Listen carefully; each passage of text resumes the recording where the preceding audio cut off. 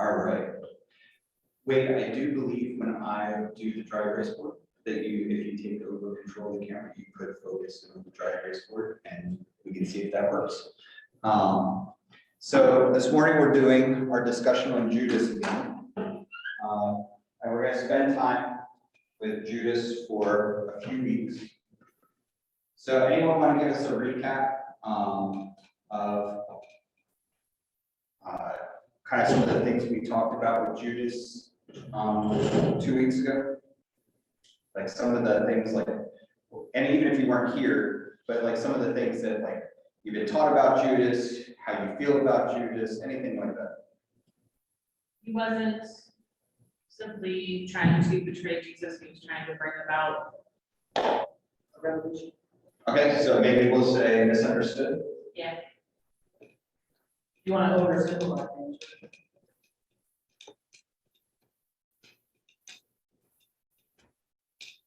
Anyone else? I'm trying to figure out how to, What's that? I'm trying to figure out how to move the camera. There you go. You should be able to zoom in too. Awkward. It's not like not, that's as far over. Oh, weird. Okay, well then don't worry about it. We can take off there. That's fine. All right. We're trying to do it this way. All right. Any other? Yeah, go on. Traitor. Traitor. Yep.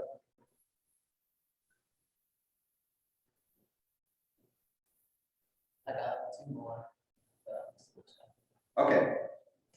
The one's being polite and letting other people answer. Don't let them down.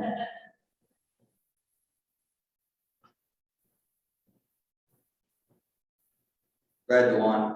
Thief, liar. Thief and liar. All right.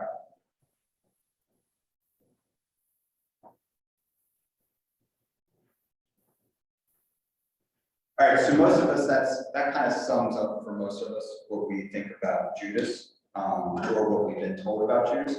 So this morning, what I kind of want us to talk about is how Judas has been used for anti-Semitism. Wait, that's bad.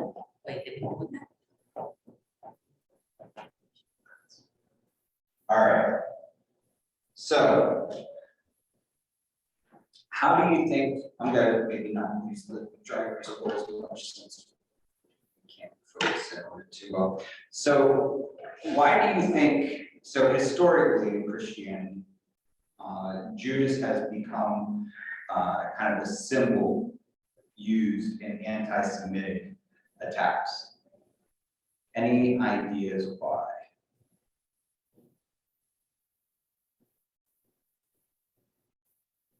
Okay. I guess the trope of betraying a friend. Betraying someone for money, yeah, that would be an anti-Semitic trope. Yep. Anything else?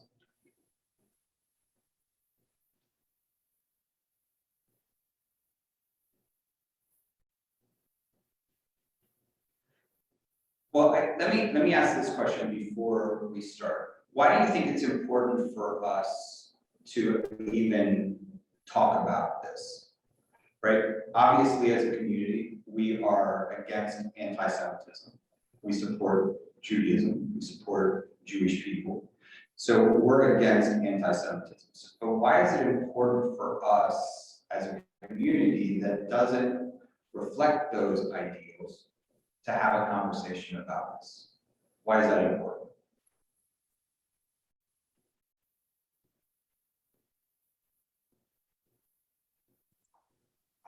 To never forget the Holocaust? I think that is a great way of saying it, to never forget the Holocaust. Yeah, absolutely. That is definitely one of them. Thank you. Any other reasons? The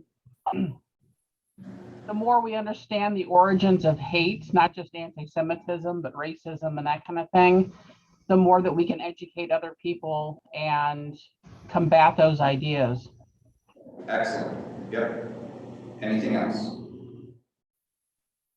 It's just the way we culture as a couple discuss things is baked in. They have a long-standing tradition of anti-Semitism. Therefore, sort of, you have to actively reject that concept and relearn. Yeah, excellent, thank you, very good, yep.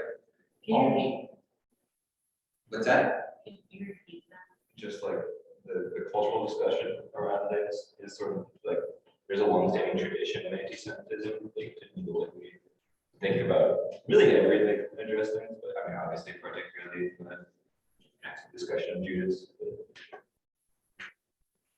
Paul in the chat says, that Christianity has a long history of anti-Semitism, and it's important to be aware of that. I think there's one piece that we're kind of missing. These are all fantastic answers.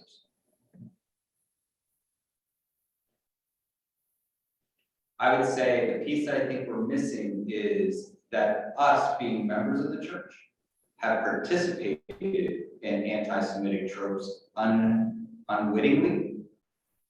And us having these conversations about this can help us recognize some of the areas that are blind spots for ourselves as well that carries anti-Semitic ideas. Okay? So I think everyone was kind of saying it, but we made it very other. You know what I mean? Like we made it like other people do these things, and so we can be better equipped to argue against it. And I think that those are all true. But the number of churches that I've been in my life that perceived or understood was not anti-Semitic, that the church was not anti-Semitic, but would still use a term like Pharisee as if it was a bad word, right? And if you don't know this, and this is also important, our modern Judaism comes out of the Pharisaic movement. Rabbinic Judaism, which is what Judaism in this world comes out of today, Rabbinic Judaism is a direct descendant of the Pharisee movement. So when in a church, you hear someone say, don't be a Pharisee, that has anti-Semitic ideas behind it. And most of us are completely oblivious to that, right? So by having these conversations, we also need to recognize that there are things that are baked into, I think that's your words, right? They're kind of like baked into us as people of the church. Even if you've only been in church for a short period of time, you probably have heard or felt anti-Semitic statements, even if you were only in church for a short period of time. So it's really important for us to have that. Anybody want to add anything to these? Amanda asked, why is it anti-Semitic than just anti-Jewish? Like, why did they get called that? Well, you know, so that's a fair question, Amanda, and I will probably be sloppy with my language around anti-Semitism and anti-Judaism, because they're, you know, for most of the Jewish people, I think that those are so intertwined that if you, even if they're not religious, anti-Jewish language is, you know, it's very, just, it's too close to the front doorstep of being anti-Semitic. So you might be correct in questioning those two things or differentiating this, Tana. I was You're not, gonna have to speak louder so I can hear you too. I was not aware there was a difference. I looked up the word anti-Semitism and it says hostility to or prejudice against Jewish people, so I guess I'm confused. One is against the people and one is against the faith. Got it. So someone could be anti-Christian, but not anti, right, whatever else. Also, Semitic people include Jews and Arabs. That is correct, yes. And so it could have been a more general term than now, post-Holocaust, we consider only against the Jewish people. Sure. And there's probably something to be said for the fact that no one differentiates the two. Yeah. Of course. And it's like, someone. This is why I love our church. You all make it very difficult to teach because we get sucked into these conversations. So if I'm just talking about the religion, you can say, you can just determine what I said as anti-Judaism. If what I say is against the people themselves, then it's anti-Semitic, and I will probably botch that at least 6 more times. in this teaching. Okay, I'll make your horn. thank you. Yeah, censor me, like blow a horn, yes, thank you. All right, The chauffeur. yes, blow a shofar. All right. So when you think about, so these terms misunderstood, maybe not necessarily when it comes to anti-Judaism or anti-Semitism, but traitor, thief, liar. And again, traitor, thief, liar, that's character of a person, so that would fall within anti-Semitism. So what is it about the story of Judas or Judas themselves that allowed for this to become a trope for racism and or anti-Judaism?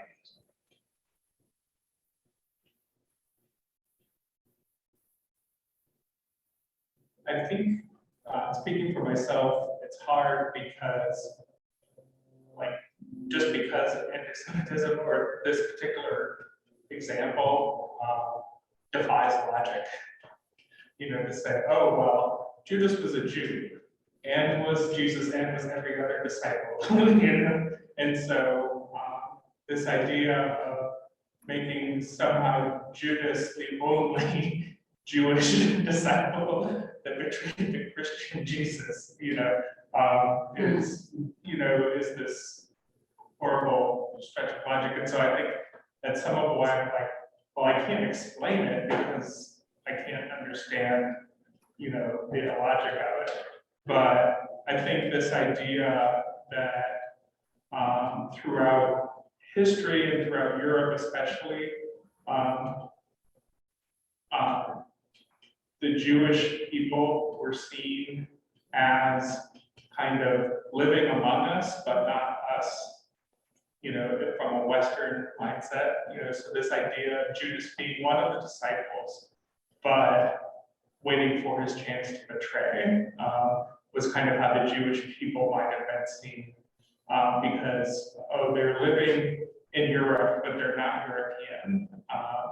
And like Johnny, I think said, the betraying for money, you know, this idea that Jews, because they got into the banking trade, were associated with money and greed, and so being able to say, well, this particular betrayal was motivated by money is kind of, you know, and we associate Jews with banks and money, you know, that's kind of a connection where we can pin that also on Judas's Jewishness. Go ahead, Juan. I'd also like to point out that Adolf Hitler used the exact reasons to turn everyone against the Jews to create the Holocaust in the first place. Jews were always planning, they could trust it in their own ways. That was used the very exact same ideas that Mr. Lucas pointed out. Right, so Dewan, to what you said, and Wade, and Paul, I saw that you typed something, and I'll respond to it quickly in a moment. It really is like where we define a lot of this comes from the story of Judas, right? Because he was stealing from the money bag. He was a backstabber, as you said. All of these tropes that we know are tropes, we know that they are language that are used, and we do it in other racial situations, right? Whenever there is another form of racism or prejudice, we do the same thing. We talk about laziness, we talk about fatherless, we talk about things that you know, we know that everyone that comes in over the border are rapists and murderers. We've heard that said from public spaces, right? So we have all of these tropes that exist in racist things, and we have this story kind of built into the Gospels. And one of the problems that we have here is, to Wade's point, is we have made Jesus and the other apostles what? White. We've made them Europe. We made them European. We made them Western. right? And you guys, I think I've talked about this in different times, and whether or not you've been here for this, is this idea that most of us, if I said, close your eyes, picture Jesus and the apostles, you would have to literally force yourself to think of Middle Eastern men, most likely. You wouldn't naturally just close your eyes and see Middle Eastern men. And that's because we have created this picture that is not accurate to the text, which allows us then to have a Judas individual who stands separate or is different or is the infiltrator or whatever you might say. So Paul said, this is two-part. One is greed, selling out Jesus. Two, as a participant in getting Jesus captured and thus in the hands of the Jewish leaders that turned over to the Roman authorities. So it contributes to the idea that the Jewish people were the cause of Jesus' death, and that started with Judas' betrayal. Yeah, so to your point, Paul, there's been a lot of writing done about this idea that that part of what's happening here is this is the way for us as Europeans and therefore Romans, Westerners, to say it wasn't Rome that killed Jesus, it was Judas, it was the Jews that killed Jesus, which is not accurate. The Jews did not kill Jesus, Rome killed Jesus. But in a lot of churches this weekend, or this month coming up, with Easter and everything, you would hear in a lot of churches that the Jews killed Jesus. And we will tell the story of Barabbas and how the Jewish people demanded Jesus' death instead of his release, and instead released a murderer and a thief instead of Jesus, and how it was Judaism that put it. Yes, come on. That was the Romans. That was the Romans 100%. You are correct. And so all of this is baked in. Man, I'm going to say baked in now. It's your fault. All of this is kind of cooked in, deep fried in, sauteed in to the story. And unfortunately, we haven't put in the effort to untangle it. And it's because it doesn't hurt us. And so we kind of just let it go, right? It's kind of like my big kick on the parable that I hate the title of. This parable I hate the title of that is racist. The Good Samaritan. The Good Samaritan is a racist term. It's like saying, you know, the story about the good Mexican or the story about the good black kid, right? Right? That's racist, right? But we'll say Good Samaritan and not think anything of it. But the Jewish people and the Israelites believed that the Samaritans were wicked individuals. Now, it never actually says in the text, Good Samaritan. That is something that was added later. That is a title given to that parable. But it carries with it racism. It implies that, you know, the Samaritans, oh, and then there's this one story about the one good Samaritan, right? And this is really important for us to recognize as we're coming into a time of celebration of resurrection and celebration of Easter, the overthrowing of oppression, that our language then doesn't under what? Sure, it doesn't flip it on its head, and that we're actually using terms, language, and ideas that contribute to oppression while we're celebrating a day that is supposed to be about the overthrowing of oppressors. Does that make sense? Any questions so far? By the way, Janet, your hair looks great today. Love it. So this is totally a side note to the What's that? I Judas. didn't hear that. I said, Janet, your hair looks great today. Oh, thank you. She's like, wait, I didn't hear you again. What you said? Go ahead. So there's a side note on the Good Samaritan thing. But wasn't that also part of the parable, is that the speakers are expected to be racist against Samaritans? Yes, but we don't need to carry it on with the title, right? I mean, could you imagine us if we had, you know, nonprofits called the Good Mexican? Right? Like, is there still Samaritans in our world today? Samaritans are not extinct, so there are still Samaritans, and we can't speak of it like it is I just don't like it. I clearly am not gonna win the fight against all of the pericopes and all the Bibles that label it that way. So yes, I just don't think that if we said it, if we named that parable the Good Samaritan, and we said it with the hesitation of how that feels and sounds, maybe I'd be okay with it. Because yes, you're correct, the point of it was that there was hatred and a shock that there was, but again, it's just, it's icky, and we make it a positive, and it's not a positive. All right, so let me ask you this question. I'm gonna take you down the anti-Semitic rabbit hole of how Judas became a symbol of anti-Semitism.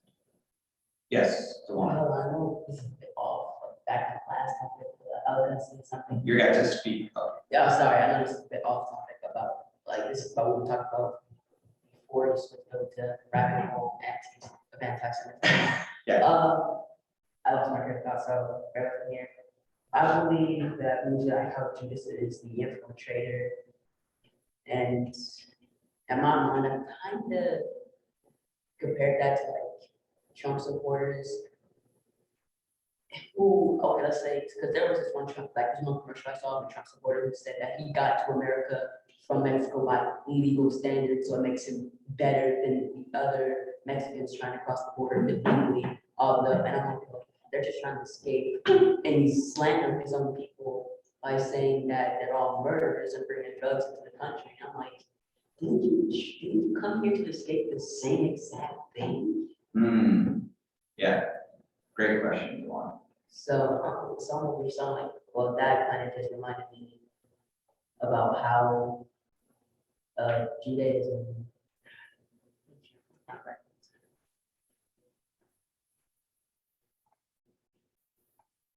My brain's working. I appreciate you here. Your clock's running in my head. Yeah, someone just compared that to how anti-Semitism and anti-Jewish Judaism is. Well, I don't think that makes any sense. If it doesn't, just try to.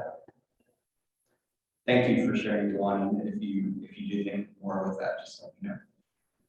So first of all, Craig, you have someone creeping over your shoulder. I don't know if you know it or not. All right, so the very first thing I want to point out that has been used is Iscariot. What does Iscariot mean? So Judas Iscariot. Iscariot is what? Iscariot. Iscariot, I-S-C-A-R-I-O-T. I could have sworn I just read that it meant like memory of Jewish people or something. No. Okay.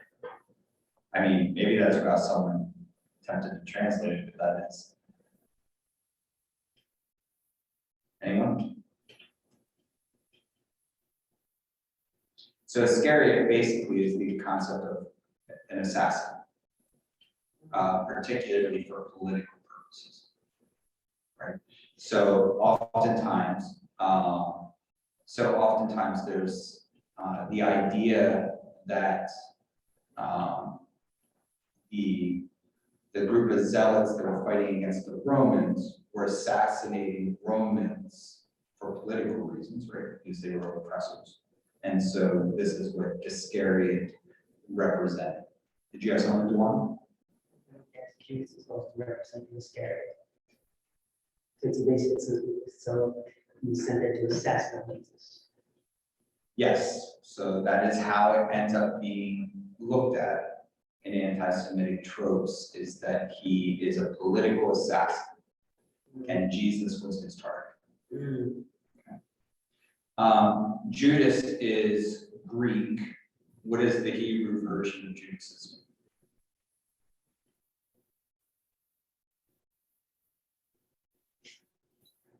It's Judah. And what does Judah become? Jew. The term Jew comes from Judah.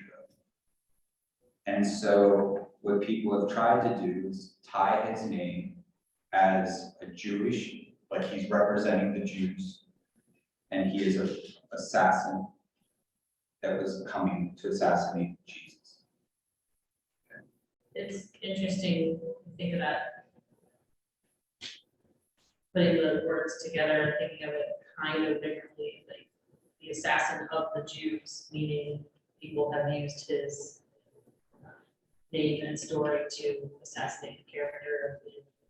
Excellent. So I want you to bring that back out when we get further into this conversation, and I ask for us to retell or reimagine it differently. Okay? Any questions so far?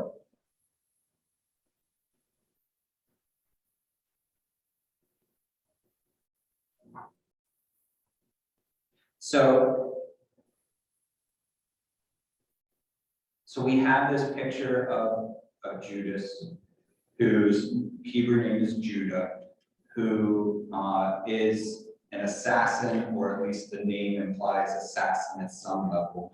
And we have him ultimately being the one that brings the kiss of death, if you will, to Jesus. And so what this does, particularly during the Passion narrative, did you have something? Okay.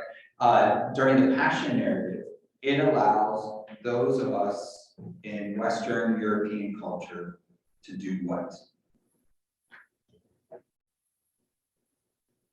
We kind of touched on it earlier.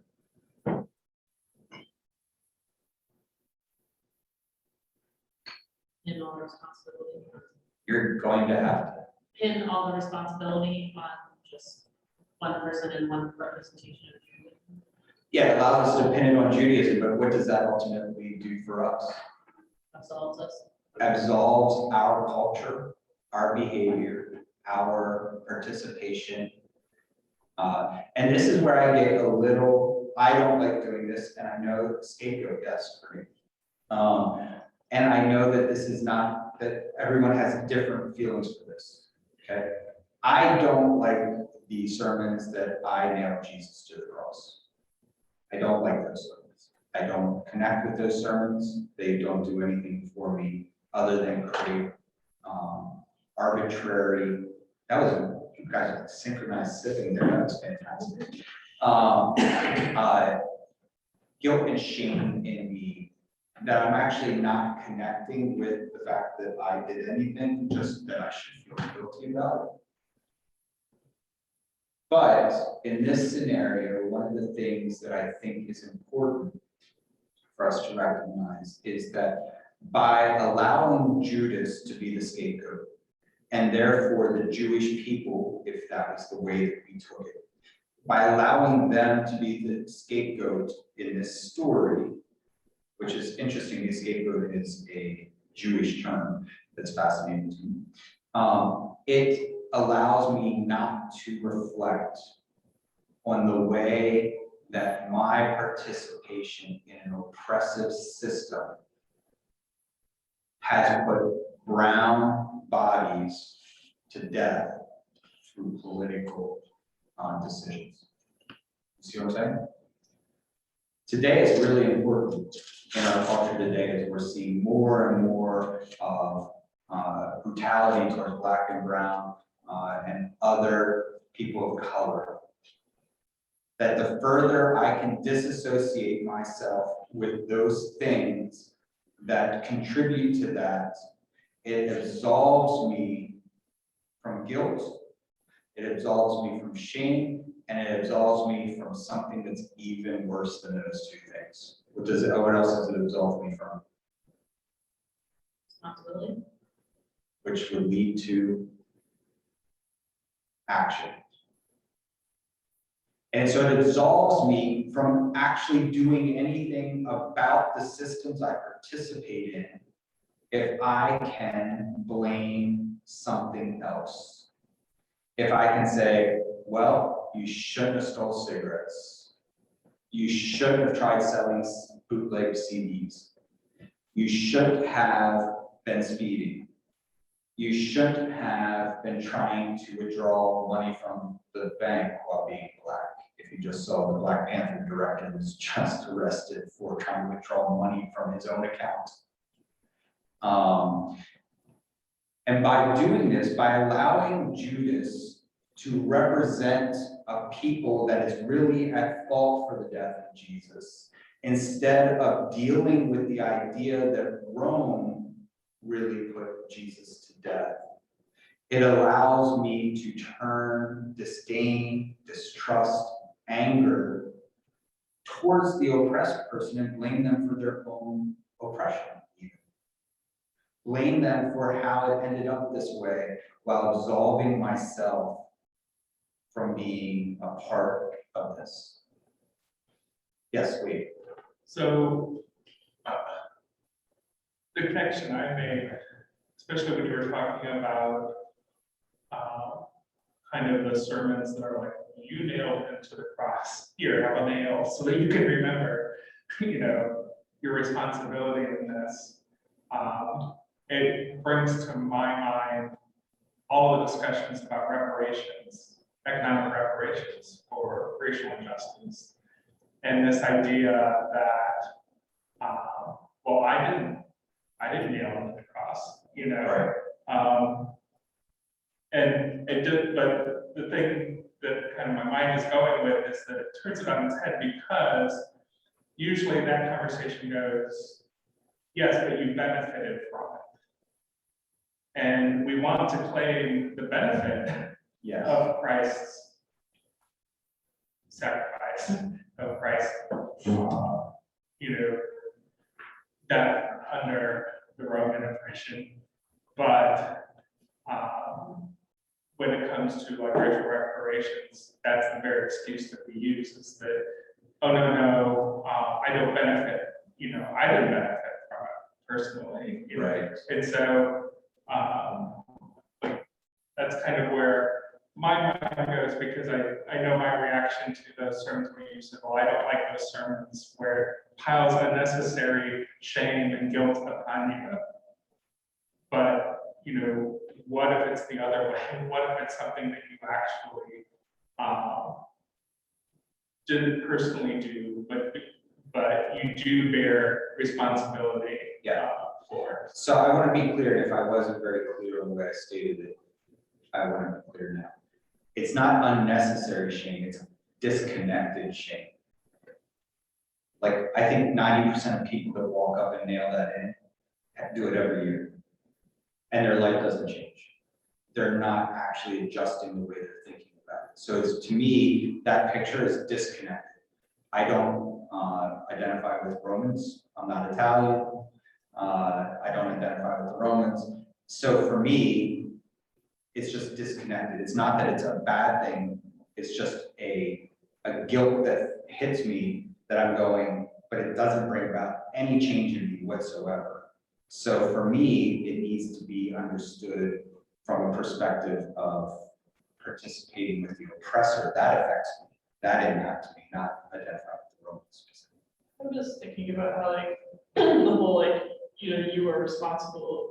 Those sermons tend to be like, you had impure thoughts this year. You, Yes. you know, did whatever thing that like really isn't the focus. So like, so it's like, I don't know, focusing on like that, struggling to put the right name on it, but like the way that like contemporary Christianity focuses on like what is like the sins to be worried about. I don't know, like you definitely are not thinking about the systemic level of how you interact in society. It's more of like, what are these like really personal, individualized things that you're doing that are like killing Jesus? And it's like, Yes, actually, thank you. Thank you, Molly, for saying that, because I think that actually lands even better for me in articulating what my struggle was, is that exact thing. Because when we talk about nailing a nail into a piece of wood to represent that you nailed Jesus to the cross, it isn't about the fact that you enjoy the benefits of white supremacy. It's not that you have turned a blind eye to the harm done to the oppressed populations and disenfranchised people, but instead it's this time of year, the whole thing, right?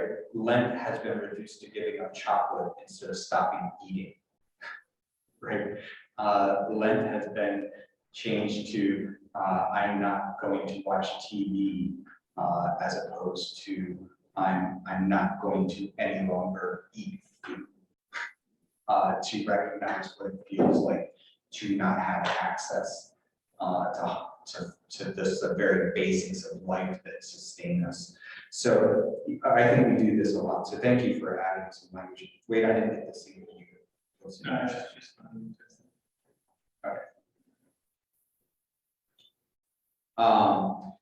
Any thoughts, any more thoughts about this so far?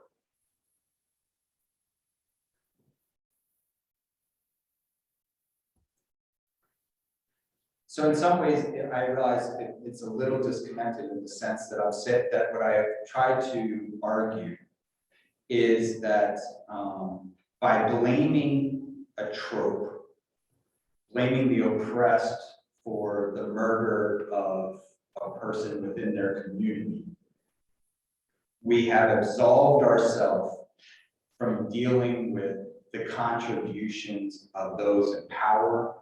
We have absolved ourselves from the benefits that come from those things. And therefore, we have been able to grab more power, particularly the church. As the church used this symbol of Judas as pointing at the Jewish people and putting Jesus to death, it has allowed the church to distance itself further from the teachings of Israel, further from the teachings of the Hebrew Bible, to the point that you will talk to people in a church and they will say, well, the God of the Old Testament, as if the God of the Hebrew Bible is somehow different from the God of the New Testament.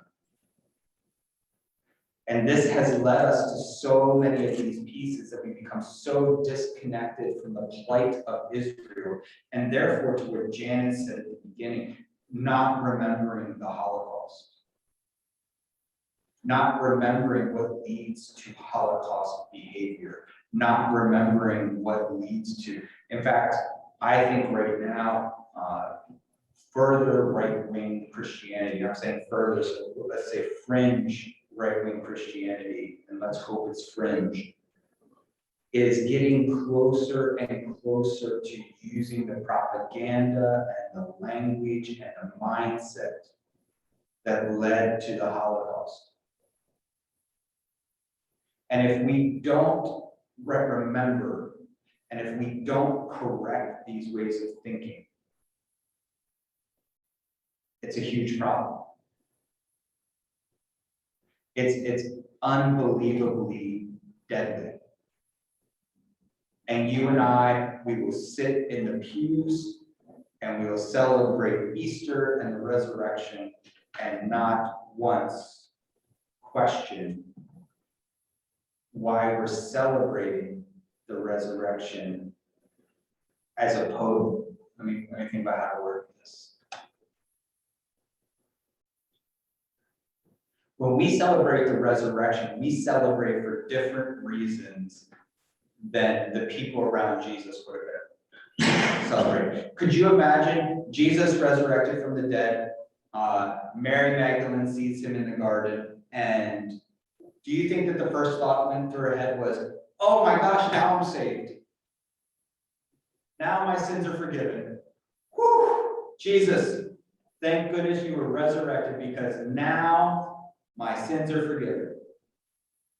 Do you think that's when Jesus appears to the apostles when they're in the locker room scared and he shows up, their first thought was, oh, shit, I thought I was getting stuck with these sins, but now you're resurrected. I'm good. What did the resurrection mean to the people when they saw him? What did it mean? What do you think went through Mary Magdalene's mind when she saw Jesus was resurrected? What do you think went through the apostles' mind when they saw Jesus was, yes, my friend is alive. I think that is a very emotional connectedness to Jesus. Yes, I think they were excited that their friend was alive, but bigger than that, what do you think that went through them? Almost disbelief, right? Yeah, I mean, definitely disbelief, because we have people like fingering the holes in Jesus. That did not come out right. Craig, scratch that from the Recording. the recording. Yeah, there was doubt, but why were they hiding?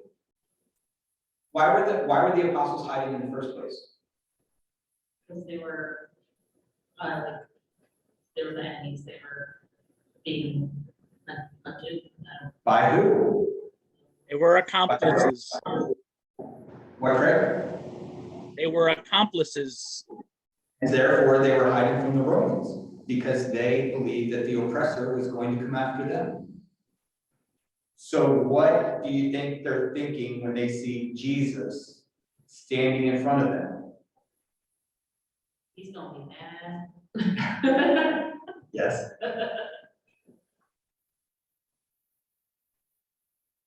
His kingdom is here. They're thinking, you didn't win. The oppressor did kill him.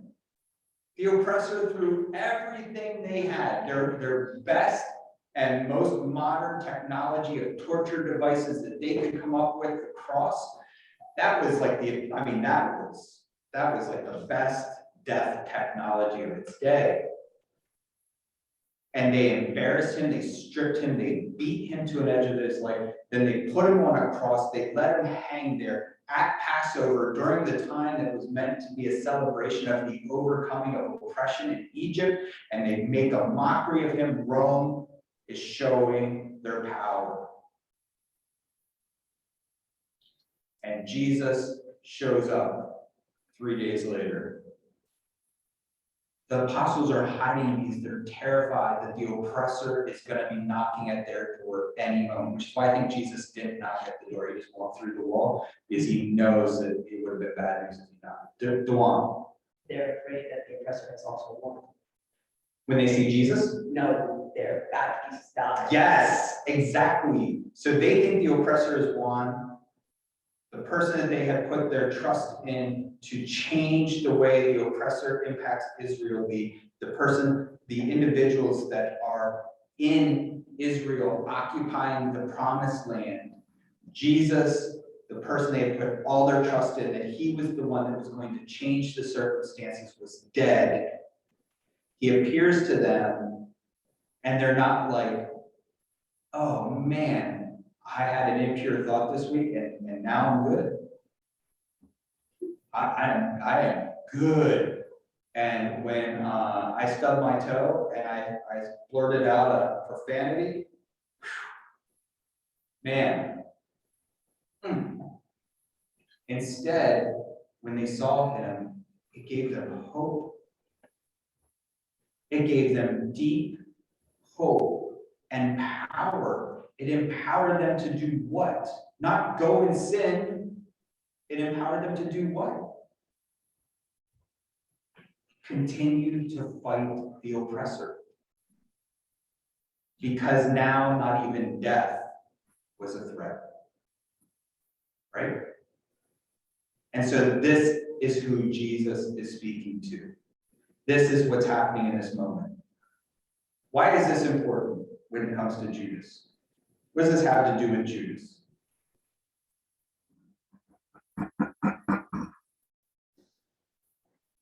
Judas's role was kind of essential in the fulfillment of the promise.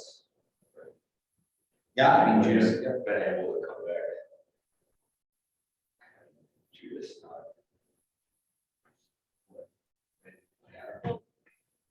Yep. Go ahead.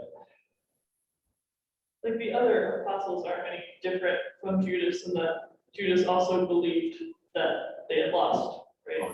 Yes. He just, I don't want to say caved, it's the wrong word, but like, you know, like they all really thought they were losing at that point. Yep. Good, one. Like Jesus was still the worst. Countries killed what they had. By kind of, most definitely killed them what they had. Kind of killed them. Yep. So let me ask you this question. And this goes against a lot of stuff that we'll struggle through over the next weeks as we talk about Judas. When Paul talks about Jesus appearing after the resurrection, what does it say about the apostles? When Paul talks about Jesus appearing to the apostles, what does it say there that should be shocking to us?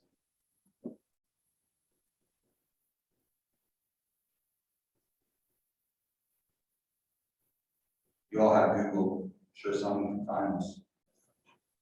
Working on.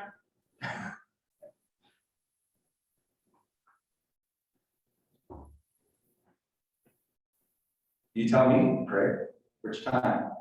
When Paul talks about Jesus appearing after the crucifixion and the resurrection, and he appears to the apostles, what does he say that should be shocking to us?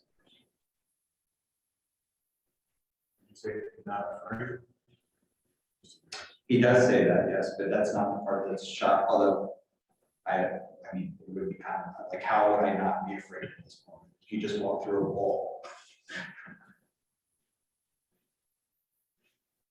It's kind of hidden in there. Don't be afraid. Yeah, that's what Darnell just said. Yeah, I mean, but that's not really shocking. I mean, I think that's good advice. Right. That's what Jesus said. Not saying all this relate the story of. Yes, that's right. All right, this is where I need Liz, a friend from work, to play the Jeopardy theme song.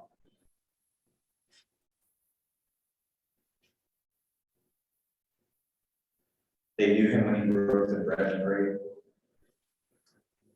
I think that's an important part. That's with the folks on the road to Emmaus.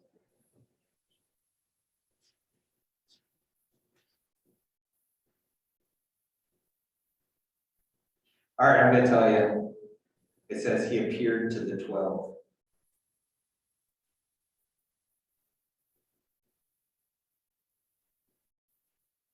What does that tell you? I thought they had replaced Judas. Not that quickly. Not by the time Jesus appeared to them.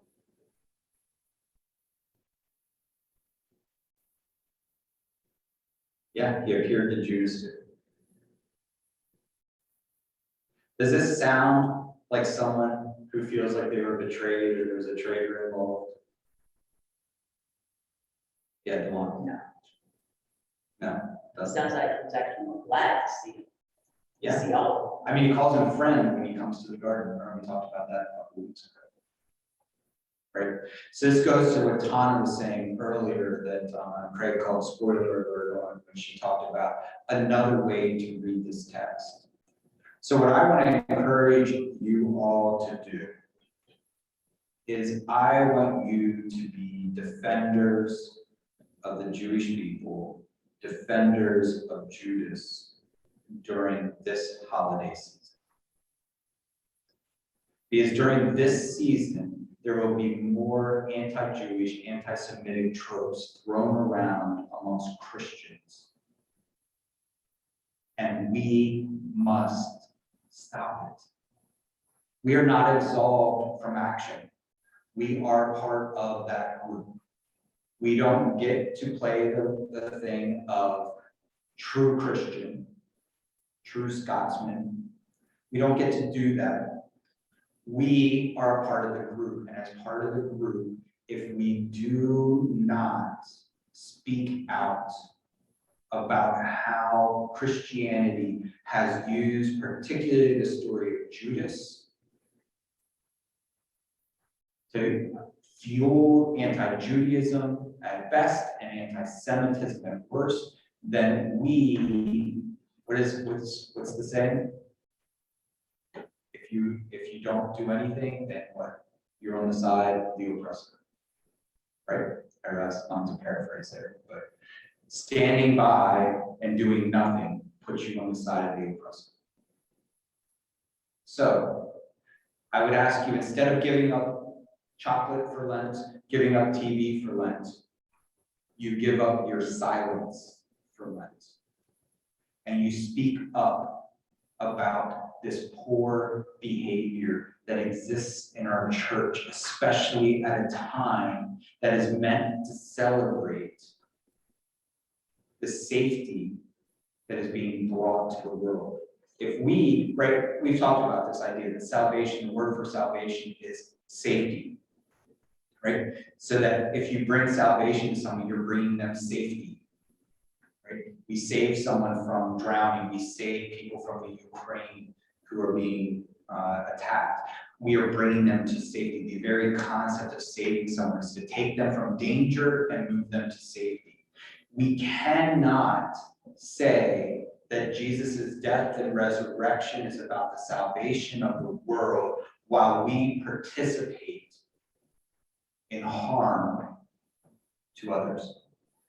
Even if we are not the ones directly doing the harm, if we stand by silently, we stand by and don't acknowledge how we participate, we are corrupting the very idea that Jesus was supposed to be achieving. Any thoughts or questions about this before we wrap up?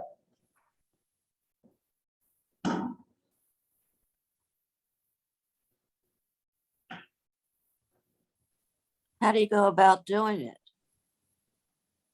How do you go about doing it? Yes. You know, one of my favorite lines, and it was kind of a throwaway line by an author in a book he wrote, that he said, always do the next right thing. And he was being asked about what's discipleship. And he's like, it's the focus of always trying to do the next right thing.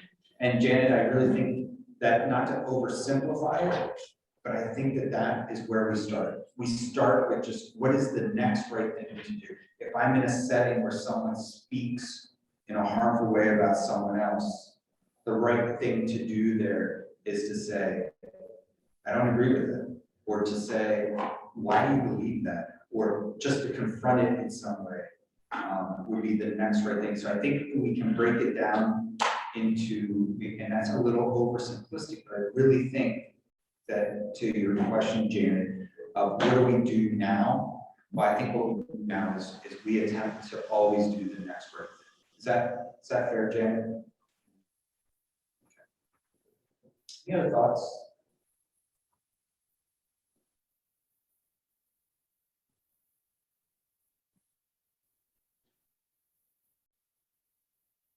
I just want to share, when I was growing up, in the Catholic Church, the specific Catholic Church that I grew up in, every Good Friday, we would do this like kind of Stations of the Cross thing. And there was this. Do you want to explain the Stations of the Cross are for anyone that doesn't know? I'm not sure how to explain them. There are like these stations around the church, and it was like you kind of went through the journey to Gethsemane, and so it's kind of putting you in the story, was sort of the thing. Yep.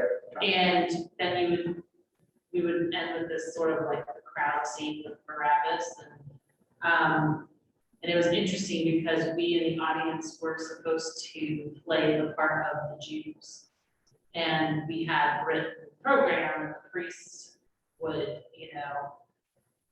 say the parts of the Romans, I guess, and then it would say the Jews, and then you would have to say like, give us Barabbas, and all this stuff. And they said the point of it was to put yourself in the place of the people who crucified Jesus, right? Like, it was meant to give you responsibility, but it's always been interesting to me that, you know, it was very much like the Jews did this, sort of, you know what I mean? Yep. And it's sort of de-emphasizing the Roman 100%. part of it. We even emphasize Pontius Pilate washing his hands and being like, oh, I can't, this is so upsetting to me, while he's murdering Jesus. Right, and it was almost sort of like, well, you wanted Barabbas, so that's who you get back, and I guess it was your choice. Guess we're gonna crucify you. You know, it was just, that was kind of the whole way it was put together. And again, I don't know if that was just my Catholic church or if that's like kind of a standard. I think that's pretty liturgy. common. But I mean, that really kind of drives home your point of what you're saying about anti-Semitism spreading throughout the church. Yep. Thank you.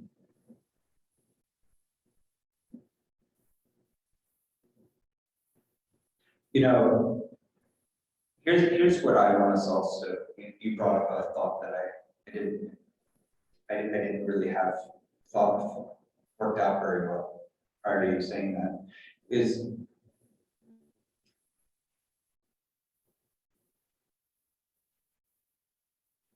Israel is under the thumb of Rome. Yeah, under both hands and both feet, and yeah. The whole body. Yeah, the whole body of Rome is upon Israel. And they're terrified because Rome has already done some pretty brutal things when Israel spoke up against the Roman occupation earlier.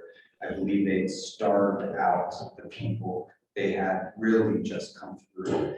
And Jesus would have grew up in a space in which walking from one town to another, he would have seen crucified Jewish people like we see light posts.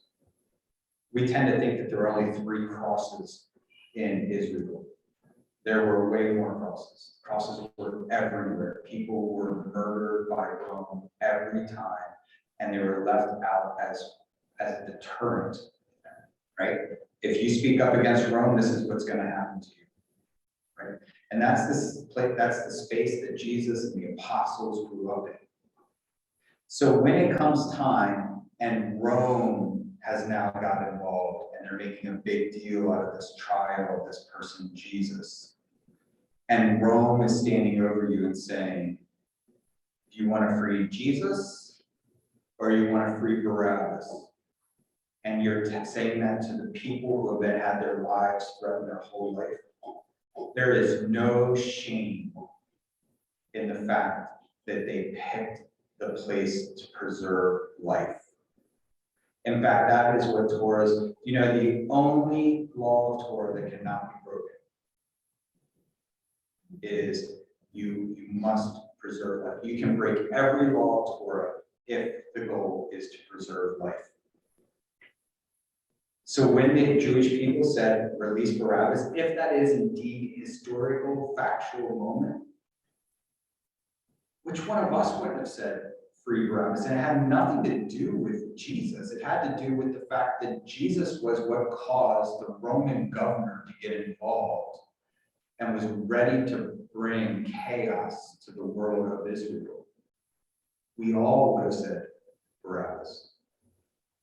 Right? Or we would have very quietly said, Jesus, right? And it wouldn't have been for religious purposes, it would have been for political purposes, we would have yelled Jesus. And it shouldn't be lost on you that this character that was being released, his name was Bar Abba, son of the Baba. Right? So you have Bar Abba, or you have Bar, which one you choose? Right. So, yeah, I just wanted to point out it makes sense that the Jewish people, regardless, I would even been surprised if the apostles were in that crowd asking for Barabbas to be the one released. Any other thoughts? Well, it's happening today in Ukraine Yes, and what Putin's doing. you're absolutely right. And a lot of Jews are fleeing Ukraine. Yep. Yep, you're spot on. No one would blame the Ukrainian people either if they gave up and said it's better to face the oppressor than it is to face more death. Right? Like, would any of us hold it against the Ukrainian people if the Ukrainian people said, enough is enough, we can't take it anymore, we can't lose any more children, we can't lose it. Like, I think we'd be disappointed because in a lot of ways they've become like very almost folk heroes to us when we look at the way they stood up against the oppressor. But I also don't think any of us would blame them if they said, we can't do it anymore.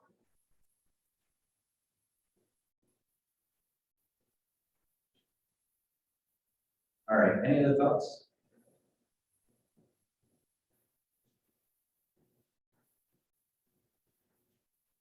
I hope what we'll find by the time we get to Easter is that this story of Judas is very important for us to think about oppression, think about scapegoating, thinking about harm, thinking about what it is we believe about our role in the world and God. And I think too often it's a focal point, but it's a too simplistic focal point that is more of a, get the blame out of the way and move on to further discussion.